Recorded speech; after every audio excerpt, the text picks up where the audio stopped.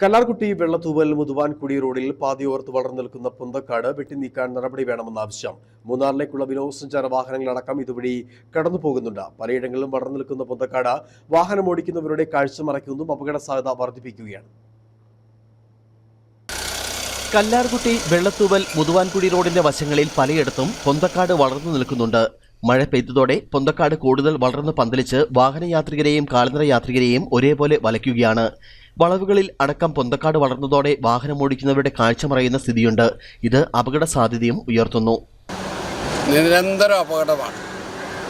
വലിയ തോതിലുള്ള കുഴി ഒരു വശത്ത്, രണ്ട് സൈഡിലും കാട് കാരണം വാഹനം വരുന്നത് കാണാൻ വയ്യാത്തതുകൊണ്ട് വലിയ അപകടമാണ് ഡെയിലി ഉണ്ടാകുന്നത്. കഴിഞ്ഞ ദിവസവും രണ്ട് വാഹനങ്ങൾ തമ്മിൽ കൂട്ടിയിടിച്ച് വലിയ പ്രശ്നങ്ങളുണ്ടായി. എന്നാൽ ബന്ധപ്പെട്ട അധികാരികളോട് പറഞ്ഞാൽ അവർ ചെറുവിരൽ പോലും അനക്കും. 2-ാം മൈലിൽ പ്രവർത്തിക്കുന്ന പൊതുമരാമത്ത് വകുപ്പിൻ്റെ ആളുകൾ യാതൊരുവിധ സംവിധാനത്തിനും മുന്നോട്ട് വരുന്നില്ല. ഓടകളുടെ അഭാവത്താൽ ശക്തമായ മഴവെള്ളപ്പാച്ചിലിൽ റോഡരികെ പലയിടത്തും ഇടിഞ്ഞുപോയിട്ടുമുണ്ട്. ഇതും അപകട സാധ്യതയായി നിലനിൽക്കുന്നു. മൂന്നാറിലേക്കുള്ള വിനോദസഞ്ചാര വാഹനങ്ങൾ അടക്കം കല്ലാർകുട്ടി വെള്ളത്തൂവൽ മുതുവാൻകുടി റോഡിലൂടെ കടന്നു പോകുന്നുണ്ട്. ചെങ്കുളം ബോട്ടിംഗ് സെന്ററിലേക്കും ഇതുവഴി യാത്ര ചെയ്യാം. സ്വകാര്യ ബസ്സുകളും ഈ റൂട്ടിൽ സർവീസ് നടത്തുന്നു. വളർന്നു നിൽക്കുന്ന പൊന്തക്കാട് വാഹനങ്ങളിൽ ഇരിക്കുന്നവരുടെ മുഖത്തടിക്കുന്നത് പതിവ് സംഭവമാണ്.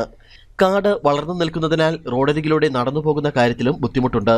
ഈ സാഹചര്യത്തിലാണ് പൊന്തക്കാടുകൾ വെട്ടി നീക്കണമെന്ന ആവശ്യം ഉയരുന്നത്. News bureau, Adimali.